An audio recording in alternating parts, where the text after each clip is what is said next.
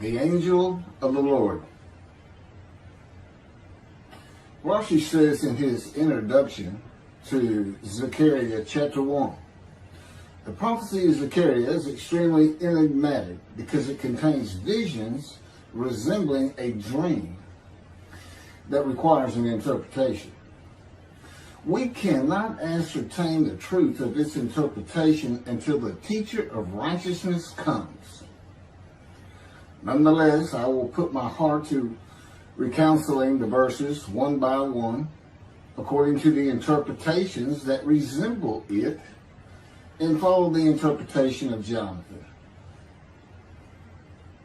This is God's test for the Jewish people, in particular the Jewish leaders.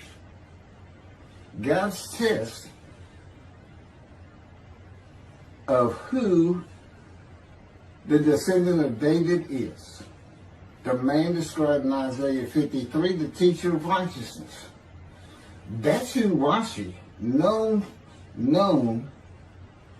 as one of the first rabbis to say that Isaiah 53 described the people, the Jewish people, as the patriarch Israel. Then here he is in Zechariah, saying we got to have the to know the truth of at least chapter 1 of Zechariah, to know its truth, because we can't do it, and no Jewish man, religious, academic, commentator, or otherwise, has ever had the answer to this. And yet this video is going to give it to you. Why? I'm a teacher of righteousness. This is Zechariah chapter 1, verses 7 through 12. That's the preamble that Rashi leads into before he starts his commentary. And this is in midrash form. That's where I take parts of a verse and interpret each in individual segments. Verse 7. On the 24th day of the 11th month of the second year of Darius, the month of Shabbat, this word of the Lord came to the prophet Zechariah, son of Berechiah, son of Edo. This word of the Lord. This verse continues with, in the night I had a vision, which is not a word of the Lord. The word of the Lord coming to Zechariah means the messenger of the words of God has come to Zechariah, who is the angel of God's presence, and the word of the Lord. Literally, that's his name. He has alighted upon Zechariah to bring a vision from God. Not a word, a vision. Verse 8. In the night I had a vision. I saw a man mounted on a bay horse standing among the myrtles in the deep, and behind him were bay, sorrel, and white horses. In the night I had a vision. There's a man on a horse standing in the myrtles. He is later referred to as the angel of the Lord, standing in the myrtles. The angel of the Lord alights upon and enters men, and my name, Hashem, is in him and can speak through the man. Zechariah has an angel with him who is his guide in the vision. The deep is like a valley Zechariah is looking down on, filled with myrtle trees, and then an open area below that is where the bay, sorrel, and white horses are. Verse 9. I asked, what are those, my Lord? And the angel who talked with me answered, I will let you know what they are. What are those, my Lord? Zechariah is not talking to the angel. That's an angel. It's not my Lord. Who answered, but who never lets him know what they are. he is asking the man standing among the myrtles on a bay horse about the horses in the open area and calls him my Lord. Verse 10. Then the man who was standing among the myrtles spoke up and said, these were sent out by the Lord to roam the earth. Then the man who was standing among the myrtles spoke up and said, again, this is midrash form. Okay, so the man standing in the myrtles answers the question of Zechariah, not the angel who is with Zechariah. Verse 11, and in fact, they reported to the angel of the Lord, who was standing among the myrtles. We have roamed the earth and have found all the earth dwelling in tranquility. And see, it's like a dream. We have horses talking. You know, there could have been birds. Anything that can go far and go a long ways out and then come back. In this case, for this story or for this dream that was given to Zechariah, it's horses. And in fact, they reported to the angel of the Lord. They who reported are the horses who have gone to and fro throughout the earth, and they spoke the report to the angel of the Lord, who was standing among the myrtles. The angel of the Lord, who was standing among the myrtles, has alighted upon and entered the man standing amongst the myrtles. The angel of the Lord is using this man as his visible presence. You cannot see the angel of the Lord. Just as he once used a burning bush for his visible presence, and God spoke through him to Moses. Not just as his visible presence, he also used the man to say, these were sent out by the Lord to roam the earth. In other words, it sounded like the answer was coming from this man. But it's coming from the angel of the Lord, and God is in that angel, his presence. Because that's the angel of his presence. You can find that in Isaiah chapter 63. I don't recall the verse. I never see anything on the angel of his presence. Wherever God's presence is, the presence that enters the temple, I never hear any mention of the angel that has to be with him. Why? It's the angel of his presence, who is the angel of the Lord.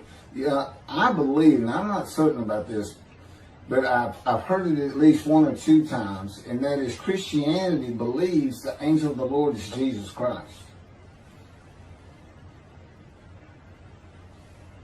Thereupon the angel of the Lord exclaimed, O Lord of hosts, how long will you withhold pardon from Jerusalem and the towns of Judah, which you placed under a curse 70 years ago? Thereupon the angel of the Lord exclaimed. Okay, so the angel of the Lord exclaimed through the man. Zechariah heard the words come from the man standing in the myrtles. It is the only way Zechariah could have heard the words. The angel of the Lord can only speak to the man he has alighted upon. Ezekiel describes this as, a spirit entered into me and set me upon my feet, and I heard what was being spoken to me. O Lord of hosts, how long will you withhold pardon from Jerusalem and the towns of Judah, which you placed under a curse 70 years ago? The following verses are from the book of Isaiah regarding this curse. Isaiah chapter 43, verse 2. So I profaned the holy princes. I abandoned Jacob to proscription and Israel to mockery. That, of course, is God speaking. The profaning of the holy princesses is God's prophecy of the banishment of King Jeconiah and all his offspring from ever ruling over Judah and Jerusalem again. The line of the kings of Judah ended. The line described king by king in the first book of the New Testament of Christianity. the line of Jesus. The abandonment and mockery are God's prophecy that the northern kingdom and the southern kingdom of the Israelites would be defeated and deported from the promised land. Isaiah witnessed the deportation of the northern kingdom, but the deportations of the southern kingdom were many years after his death. This is chapter 43, verses 5 through 7.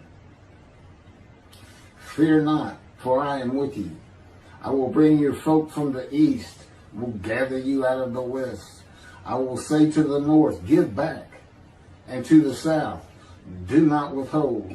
Bring my sons from afar, and my daughters from the end of the earth, all who are linked to my name, who I have created, formed, and made for my glory. Okay, this is God's prophecy that all the tribes of Israel would return from the Assyrian deportations of the tribes east of the river Jordan that were Reuben, Gad, and the half tribe of Manasseh, and all the tribes of the northern kingdom deported by Assyria, defeated and deported, and the Babylonian deportations of the southern kingdom. It is a prophecy that is specific to the Assyrian Babylonian exiles. This prophecy was fulfilled according to the books of Ezra and Nehemiah and their account of all 13 tribes returning to the southern kingdom of the lands of Benjamin and Judah. Jerusalem is within the lands of Benjamin, and his lands are considered part of the kingdom of Judah, since that is where the kings of Judah rule from. 10 tribes being lost and not returning is a myth. When the 7th month arrived, the Israelites being settled in their towns, the entire people assembled as one man in Jerusalem, as the man Israel, all of them. When the people Israel gather as one man, it is all 12 tribes who were allotted lots of the promised land, and the Levites, they did not receive a portion. They were allowed to go from lot to lot, tribe to tribe, and everybody was supposed to take care of them. The Levites, that would be Levi, the son Levi, the priestly tribe without an allotment of the promised lands. Judahites and Benjaminites alone are not Israel, though all references to Israelites would include them. All of Israel had returned together to Jerusalem and Judah, mindful of the imported Gentiles in the northern kingdom, imported by the Assyrians, many of whom tried to stop the building of the second temple. This is why everybody returning, all 13 tribes, all went to Judah. The northern kingdom was occupied by Gentiles, I would assume Assyrians and Arabs.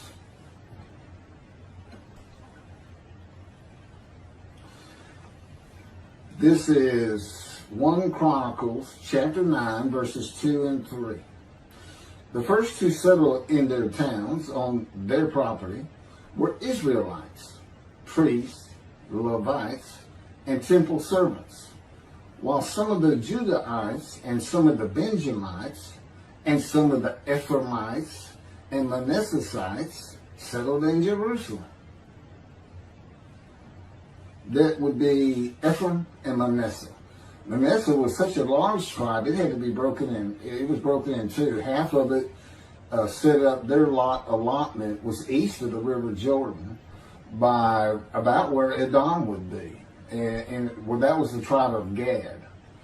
Not Edom, Gilead, where the Tishbite, Elijah, the Gentile, was an inhabitant. Ramoth Gilead. Manassites, Ephraimites, and Judahites were the tribes with the largest allotment of the lands of Abraham, and Jerusalem is in the lands of the Benjamites. Those are who just got mentioned. The three largest lot owners. Okay, Benjamin, that's where Jerusalem is. He's important. And of course the priests, the Levites. So Ephraim and Manasseh were not lost tribes, as many believe from writings outside of the Bible. There never were lost tribes according to the Bible. Okay, so all 13 tribes returned and settled in new towns. The accounts of the deportations indicate there was not much left of the old towns. There is no account of how the new towns were settled, though it is unlikely it was based on prior ownership. The exile lasted too long for the deported owners to still be alive, and the tribes of the northern kingdom had to build new towns to live in. It also says the Levites settled in on their lands. So everybody had to pick and choose, and I'm sure the strong and wealthy got the best places, and again, many just settled in Jerusalem. Okay, this is Isaiah chapter 43, verse 14. Thus said the Lord, your Redeemer, the Holy One of Israel, for your sake I send to Babylon. I will bring down all her bars, and the Chaldeans shall raise their voice in lamentation. This is God's prophecy that Assyria would be conquered by the Babylonians, who were defeated by the Chaldeans. But they actually go back and forth and actually became somewhat intermingled, Chaldeans and Babylonians. And that he would raise up the Gentile anointed king Cyrus of Persia to conquer them, to clear the way for all the tribes to return. That's how he cleared the way to the desert, or made rivers for them. Basically, he got Cyrus to release them. Chapter 43, verse 25. And I never hear anything about this. It is I who, for my own sake, wipe your transgressions away and remember your sins no more. Okay, this is God doing, and he says this, something new. I'm going to do something new for the Israelites. This story repeats with the new covenant that includes sin forgiveness of the Jewish people that arise with Elijah and the angel of the covenant after the exiles of the Roman dispersal return to the land of Israel in a time to come. That's from Jeremiah chapter 31. The Jewish people have returned from the Roman dispersal of them throughout the world, the diaspora, which means outside of the promised land, outside of Israel, to a land that lay desolate for more than 2,000 years until after the Holocaust, and they created the state of Israel in 1948. 70 years later, and that's funny too, because they talk about a curse of 70 years. That 70 years, I believe, just applies to the last of 3 deportations of Judah and the defeat by the Babylonians, because the northern kingdom had been defeated and deported long before that, and the first to be defeated and taken to the lands of Assyria was Gad, the half tribe of Manasseh, the lands east of the river Jordan. 70 years later, the land blooms again. Jerusalem has been rebuilt as a great city, larger than it was in ancient times. According to God's words in Jeremiah 31, the time to come to deliver the new covenant with sin forgiveness is here. That's very important for the interpretation of at least chapter 1 of Zechariah. That means the angel of the covenant that you desire of Malachi 3 is on his way, followed by God and the messenger Elijah. And when God's third temple is built, he will return to it suddenly. This is the day of the Lord. That's Malachi chapter 3. Now, Zechariah is in Jerusalem, and the construction of the second temple is about to begin. Isaiah has written God's words of sin forgiveness, which would have removed the curse long before this, when they were returning, when the remnant of the 13 tribes was returning. And the angel of the Lord proclaims, O Lord of hosts, how long will you withhold pardon from Jerusalem and the towns of Judah, which you placed under a curse 70 years ago? Okay, this vision of Zechariah and the words of the angel of the Lord through the man standing in the myrtles regarding the curse 70 years ago is to make Zechariah think and try to understand why the angel of the Lord would say this. From his perspective, the curse was lifted. He was back in Jerusalem with all the tribes preparing to build the second temple. The vision is for Zechariah to find out how and when the curse was lifted. And that's important today, because this is the day of the Lord. The new covenant is here, and every single Jew throughout the world is forgiven of their sins right now. And that message has been given to me to be delivered.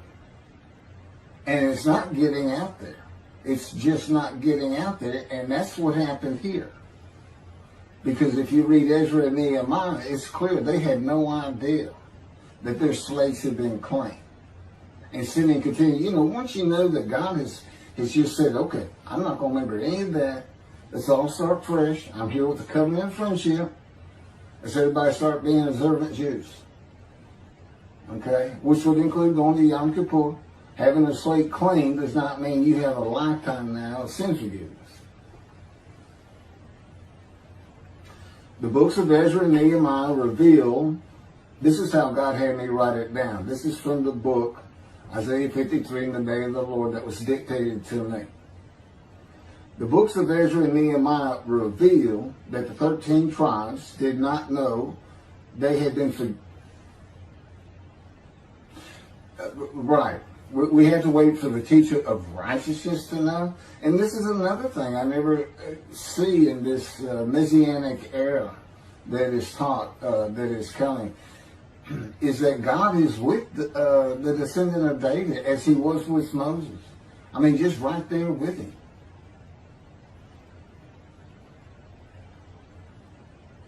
The books of Ezra and Nehemiah reveal that the 13 tribes did not know they had been forgiven of their sins to be a holy seed in the building of the second temple. If people know they have been forgiven and have a clean slate from past transgressions against God and his laws, they are more likely to stop their sinful ways and abide by his laws in the future. The scroll of Isaiah needs to be found and interpreted by Zechariah and the religious leaders so they will know of God's forgiveness of their sins. God will be returning before the temple is built. That will be the third temple, to test the devotion of his righteous servant and make him suitable for his purpose, which might prosper. That includes the building of the third temple. This would begin when his spirit alights upon the anointed one, Moshiach. His presence with his righteous servant will be necessary for the temple to be rebuilt. Islam will not freely hand over their third most holy site to Israel and abandon the Dome of the Rock Mosque, a mosque that sits on the Temple Mount purchased by King David for God, the most holy site of the Jewish people. With God is the angel of his presence, who is already on the way. You want me to skip that? Okay, this has been covered in other videos more than once.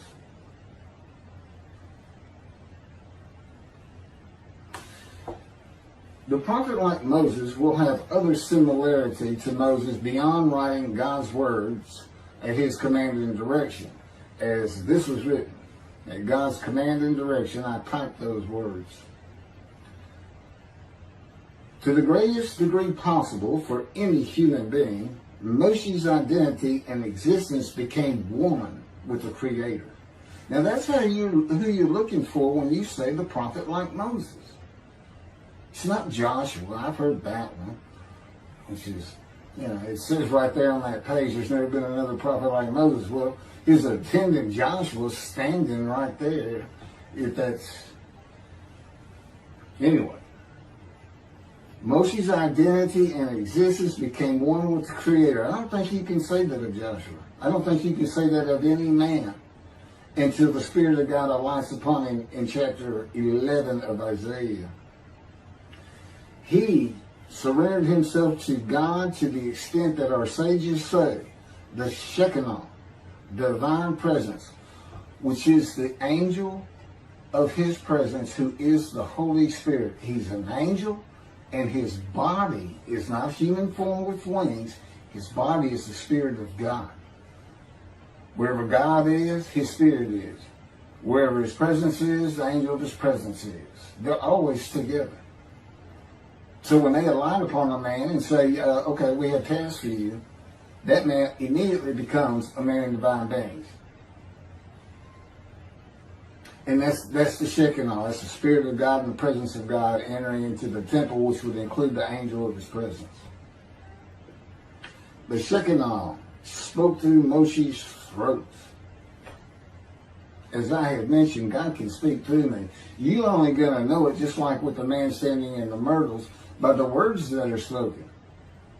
Okay? Because it's my voice. But it's not me. You know, I can tell the difference. You can't, other than those would be how God would state it. And you can, if you watch closer, you can see it happen in all these videos.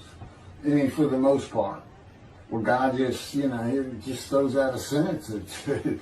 And I just keep going, you know. I let him get done, and I just pick up from there. We've been working on this for over 13 years. That's from the Zohar, Volume 3, page 232A. And then it says, i.e., he was God's veritable mouthpiece on this earth. That's from the Sefer Hashikos 5749, Volume 1, page 290, and a footnote. The prophet, like Moses, will also have the answer to these questions. Quote, the great Jewish philosophers try to understand the question of how Moses heard God literally. Some insisting that God spoke actual words and Moses heard them with his ears, while others suggest that God's speech was communicated silently to Moses' intellect and only uttered in sound by Moses himself. Maimonides, Rambam, even as he affirmed the communication between God and Moses as a fundamental Jewish belief, ultimately conceded the mysteriousness of that process. The entire Torah reached Moses from God in a manner which is figuratively described as speech, but no one has ever known how that took place except Moses himself, whom that speech reached. That's commentary on the Mishnah, Sanhedrin, chapter 1. Well, I have the answers, and I've been telling you the answers.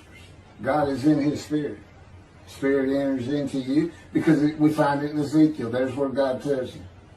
God was telling Ezekiel, Ezekiel, get up on your feet. Ezekiel says, at that very moment, a spirit entered into me, and I could hear the words of God. There it is.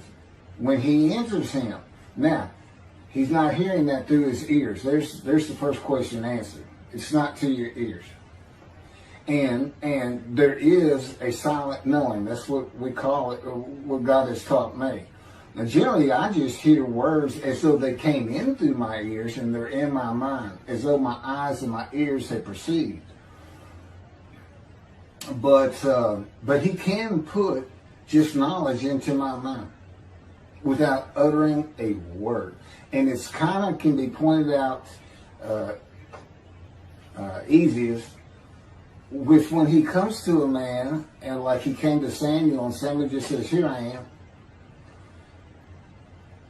It's as though before he speaks to you, and this is what happened with me, he put in a knowledge in my mind that the God of creation was about to speak to me. And so when he did speak, it was as though he had always been there speaking to me. Not unlike how Adam would have felt.